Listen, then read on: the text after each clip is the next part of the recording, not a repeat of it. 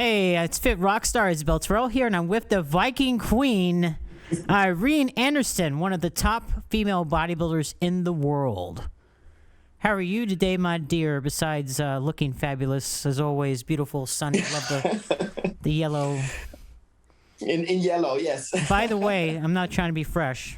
Please forgive me for saying this, but your headlights are on. My what? Your headlights are on. Aha, okay, I'm sorry for that. Sorry. All right, I'm just being funny. It's all good. You look good. You look fab. You look big, massive. What's your weight right now? Like in kilo, it's like 96, 98, something. I don't even know what that would be in our weight. Way over 200 though. Oh my God. I got up to 210 and I just can't hold that weight. But listen, I've been practicing some Swedish. Okay. Where do you live in Sweden? In Gothenburg. Gothenburg. How far is that from Stockholm? By train, like 3 hours. 3 hours. Okay. I've been there I love Stockholm. But so anyway, I'm going to ask you, how are you in Swedish? All right. See if I did okay. Jag måste kissa. One more time. Jag måste kissa. No, you don't have to pee. Is that what that means? I need to pee. Somebody told me that when I was in Stockholm. I said, hey, how do you say how are you doing? They told me this. Really? Okay. Yeah. Okay. Well, I don't have to go pee. So, all right. No. Okay. All right. Moving on. Don't trust the Swedish people. No, Swedish people are great. I love the Swedes. I love you. You're one of my favorite bodybuilders. I love you too. Aw, thank you. Now, I know that you've been going through a lot, and you've had an amazing journey. And I have to ask, are we going to have another Too Big for the World Part 2? Oh, we were actually planning to film it during when the Olympia came back and all that, but all this COVID situation stopped everything. So, but we're still talking about it to have it like in a planning stadium. We tried to get in Too Big for the World at Netflix, but that is so hard just to get in touch with the company. You can't. They don't answer you. It's nearly impossible to get in touch with them. So, we are trying. Just flex your guns for them, Tell them who they're dealing with, and I'm sure you'll get right in. But that would be great if you got on Netflix, because there's millions of people who watch Netflix. Yeah, and there's a lot of sport documentary on Netflix. So we think something about our sport would be nice to have too, and for women. So I think if we just get in touch with them, I really think they will take it in. Maybe you should have put something out there, about Netflix and stuff, and see what any of the fans can help out with getting that word out there, because your film definitely deserves to be up there. Now, moving fast forward from what you went through in that film to now, you're one of the most successful female bodybuilders. Now, in Sweden, you are considered the most successful bodybuilder out of there, right? I would have to say. Yeah. Absolutely. But you came in at the Rising Phoenix. Was it 2019 where you got the top 5 in there, or was it 2018?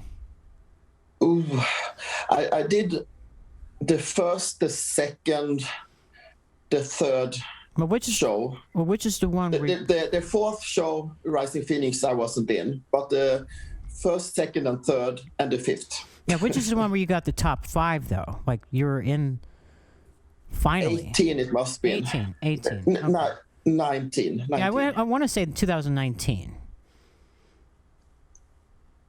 Because that was 19. That was amazing. 19. Yes. Yeah. That was amazing because you had worked so hard. Every time I see at a show, it's like, I'm too big. It's this, it's that. And then here you come in 2019 and all of a sudden, bam, you're the best in the world. I mean, that had to be, what was that feeling like when you got your name called out? And I mean, how did that feel? You always hope to be in the top 5 and to be called out in the first call out. So when I heard my name, I was like, yes. Oh, yeah. And my coach, he believed me to be in the top, so I was listening to him and tried to feel more comfortable in my shape this last year. So this last year was amazing. You by far were in the best conditioning I've ever seen. You brought the best package. And listen, you came again at the 2020 Rising Phoenix, still got top 5 there. Then you went on to the Olympia, and you were sick prior to that, which is amazing. Yeah. You went through a long journey, you and Lars. I mean, I can't even imagine what Lars was going through, having to go to all these places. I had to laugh at the video you posted of him sleeping, snoring. Yeah. I think I killed him. I killed my coach. But when you came to the Olympia, and then you got, again, top 5, I'm like, yes, because to me, that was listen, congratulations to Andrea Shaw for winning the Miss Olympia, which is amazing. But when you got in there, I was like, finally, this is what it's about, because you are very good at what you do. Your shape is great, your conditioning, your muscle mass. And not only that, you're so attractive, you're very pretty, but you're also older than most of these women. And you don't have that look like most of the older bodybuilders. You know what I mean? Like, they have that certain look in the muscles. So I don't want to tell people your age, 25, but it's amazing what you do. How do you maintain your youth? And what do you, is it a Swedish thing? What is it? I don't know. I think that I've been into this sport for so many, many years, and I started to compete very late. So when How old were you? 37. When you started competing? Yeah, the first show I was 37. And so I just think that I always been training and kept a healthy lifestyle, I think. So, yeah, I don't know. And I love what I'm doing, so maybe that's a good point too, if you're happy with what you do. So. Well, I'm not going to mention any names, but there are some people who think once you get 40 years old, you need to stop. You need to cut it. You need to be done. But you prove wrong on that, because you're on the stage, you're competing, you look great, you're the best in the world, and to me that's amazing, which is why I think we need to have a Too Big for the World Part 2. Yes.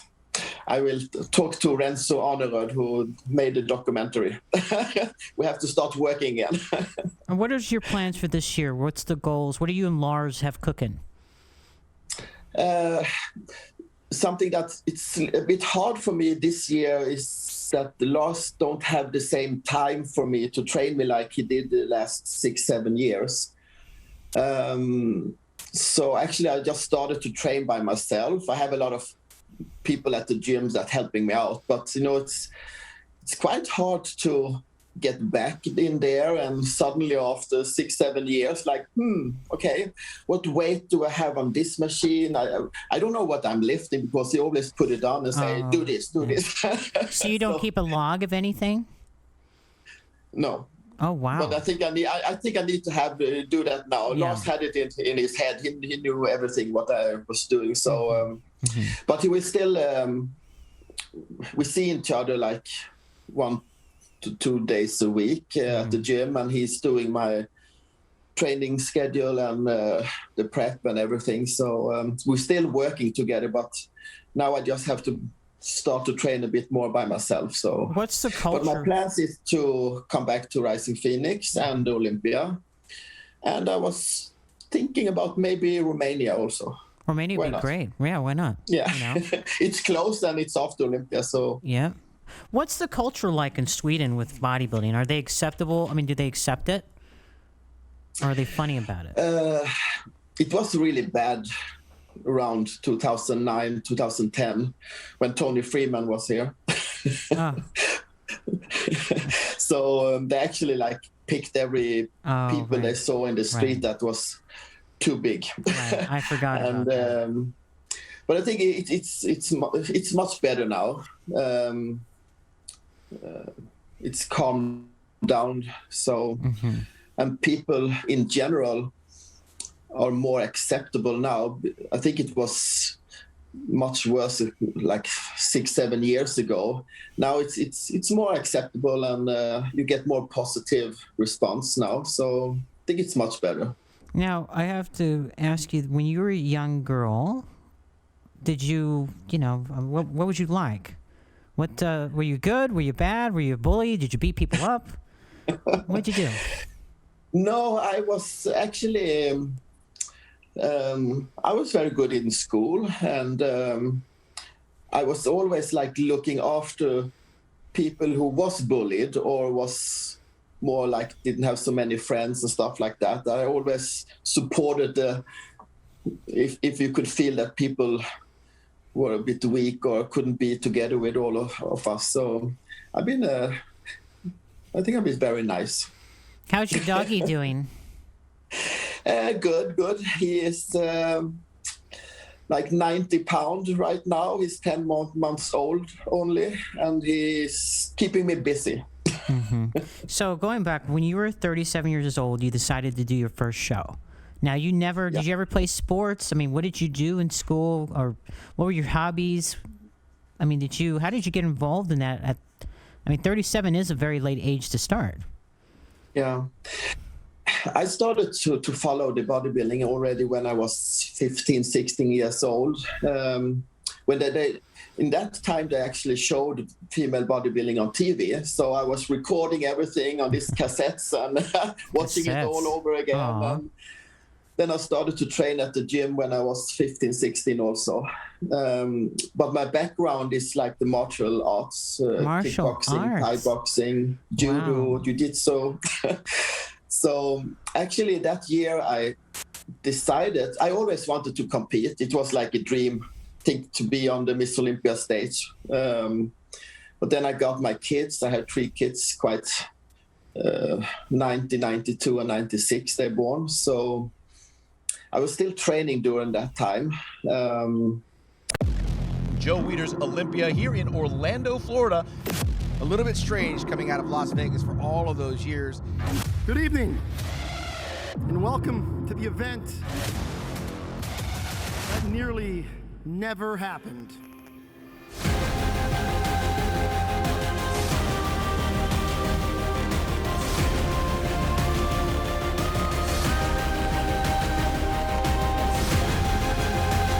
There's been an absence of a particular group of people on this stage that are back tonight. Tonight I'm here to say, welcome back to Miss Olympia.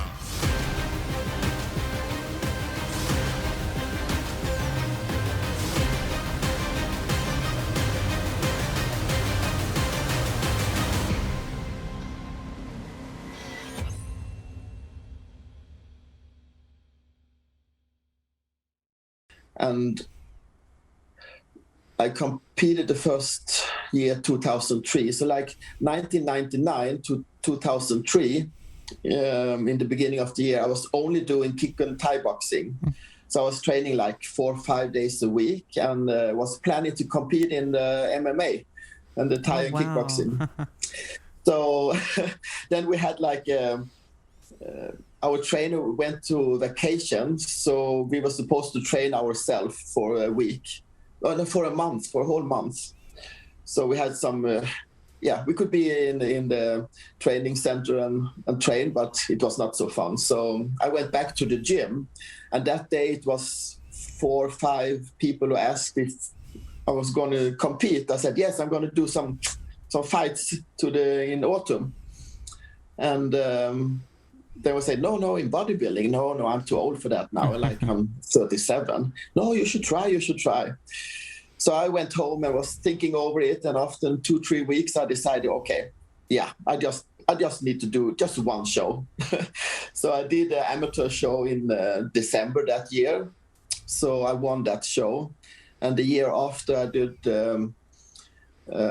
a show to qualify for the Swedish Master, and I won that show. And then I won the Swedish Master.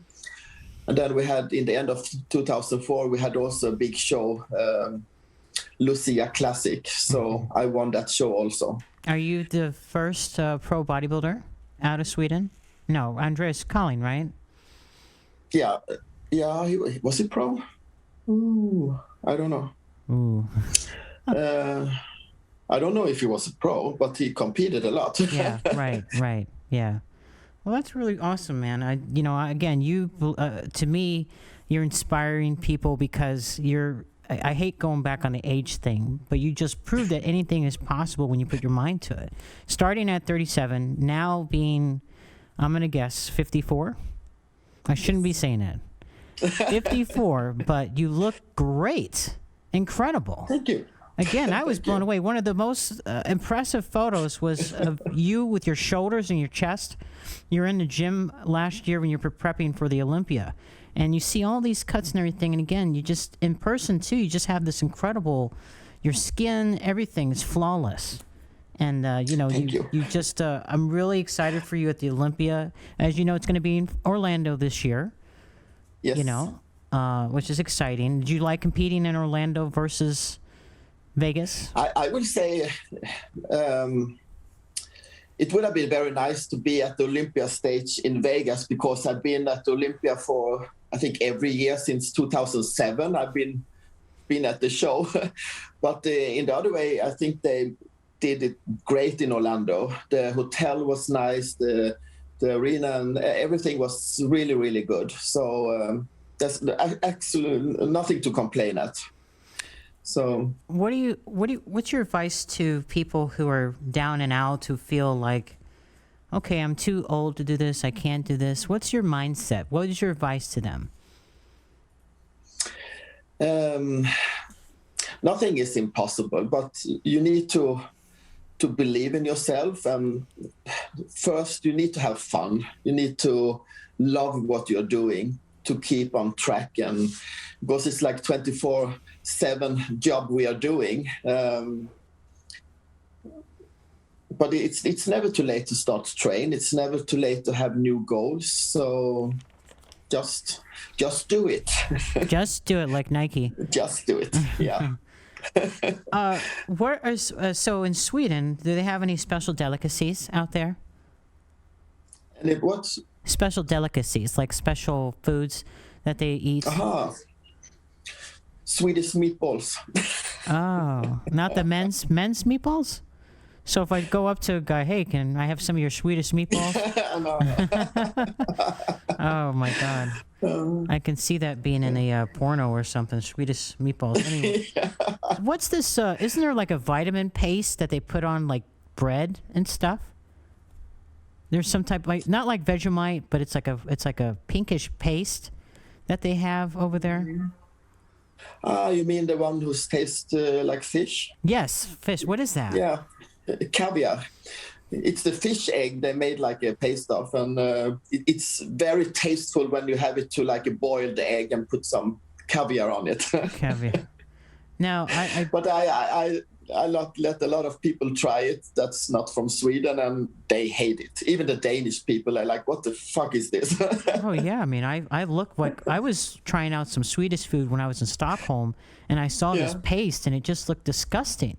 But it was the thing they had at breakfast time, that they were having this paste, and I'm like, it just looks gross. It's a bit like salty, so it's very nice when you put it on the egg.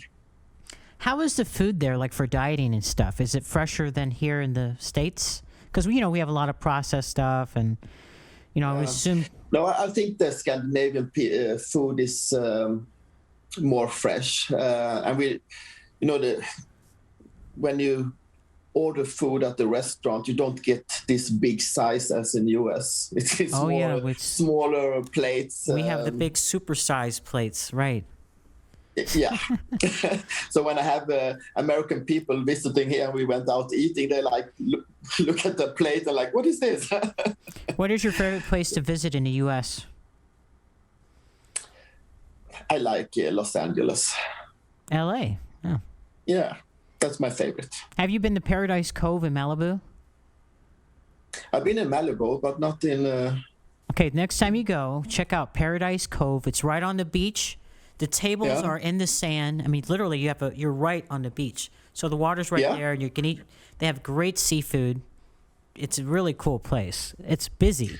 That I will try out. Oh, God, yeah. It's like Nobu, because Nobu's right there next to this place. But Oh my God, it's amazing. But anyway, I wanted to ask you another thing. So in Sweden, I heard something where the older people, they take these saucers and they put the coffee in it, and then they suck on an ice cube and then sip the saucer. No. No? What is that? No. Oh my God. Okay, I must have read that wrong. You must have met some strange people up in Stockholm. I guess I did. Yeah, pretty much. What is the strangest things to do in the country there? To do here, yeah. There's not so many strange things, but we have a big forest, and you can go skiing here in the winter time. And up north, I'm down in south. It's a lot of amazing nature over here. I heard that there's cities there where it's just mostly guys. There's hardly no females. Is that true? No, I don't think so. Well, the guys stay in the colder, because I guess in Sweden they have, what is it, the northern and southern, where it's some parts are really colder than others, obviously, and the guys stay in the colder areas and the females tend to move. And so there's like... Yeah, I would have moved too. I don't want to live up the north. No. Oh, God.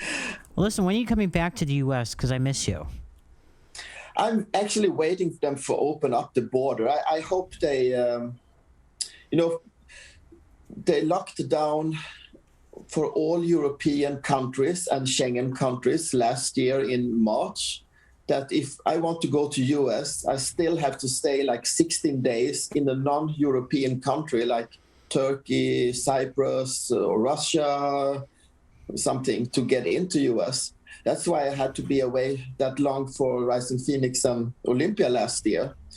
So first we spent 16 days in Turkey, and then we were 3 weeks in US. So I will be back as soon as I don't need to be in a country for 16 days to get in. Now, you and Lars, did you go through Turkey or Dubai, or how did you get to the U.S. for the Olympia and Rising Phoenix? We flew from Turkey directly. Turkey. And you have no issues, right? No. We just had to show the passport that we had arrived in Turkey and stayed there for 16 days.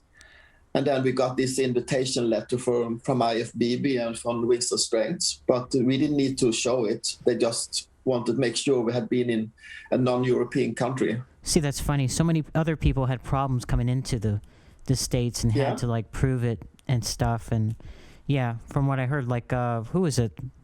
I think Raleigh Winkler was one of the people who got stuck. Well, he actually, I think, got COVID. But other people... He got COVID in Turkey, yeah. Now, speaking of COVID, you actually got COVID along with Dexter Jackson and a few other top Olympians right after the Olympia. Yeah. And actually, we arrived the 22nd of December, and our Christmas in Sweden is the 24th. So the day after we arrived, I was like, maybe I will do a COVID test just in case to see if I got it, because my parents were supposed to come up and my kids come home and celebrate the Christmas. So I took the test the 23rd, and they called me like 40 minutes after and said, it's positive. I'm like, really? Yeah.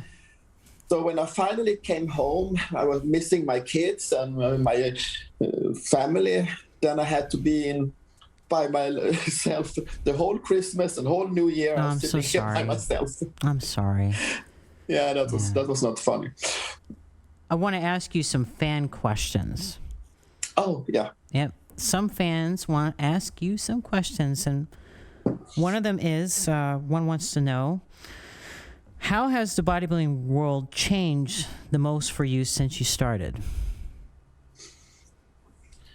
I